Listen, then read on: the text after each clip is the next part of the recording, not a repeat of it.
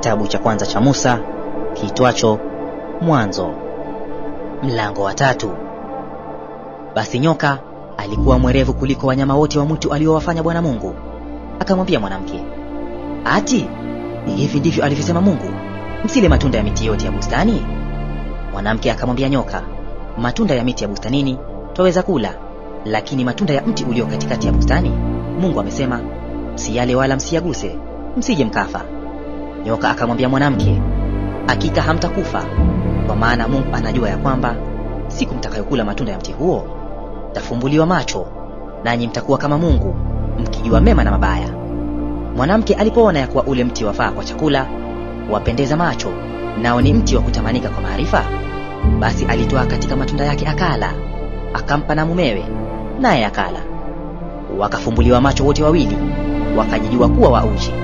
Wakashona yajani ya mtini, wakajifanyia nguo. Kisha wakasikia sauti ya Bwana Mungu akitembea bustanini wakati wa jua kupunga. Adamu na mkewe wakajificha kati ya miti ya bustani, Bwana Mungu asiwaone. Bwana Mungu akamwita Adamu, akamwambia, uko wapi? Akasema, nalisikia sauti yako bustanini, nikaogopa kwa kuwa mimi ni uchi, nikajificha. Akasema, ni nani aliyekuambia ya kuwa uuchi? Je, umekula wewe matunda ya mti niliyokuagiza usiale? Adamu akasema, huyo mwanamke uliyenipa awe pamoja nami ndiye aliyenipa matunda ya mti huo, nikala. Bwana Mungu akamwambia mwanamke, nini hili ulilolifanya? Mwanamke akasema, nyoka alinidanganya, nikala.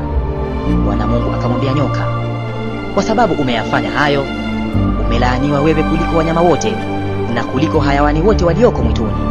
Kwa tumbo utakwenda na mavumbini utakula siku zote za maisha yako.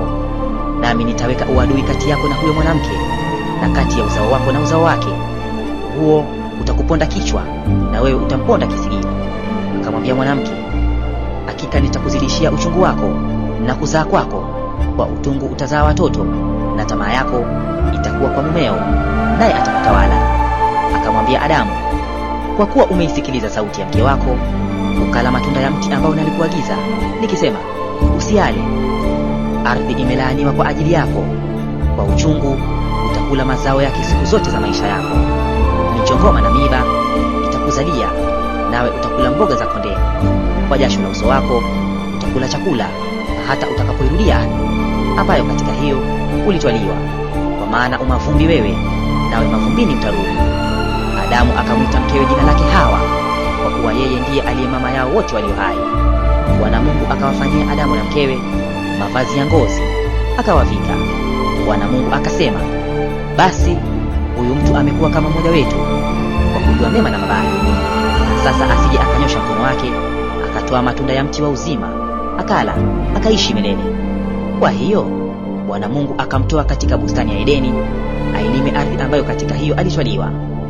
Basi akamfukuza huyo mtu, akaweka makerubi upande wa mashariki wa bustani ya Edeni, na upanga wa moto uliogeuka huko na huko kuilinda njia ya mti wa uzima.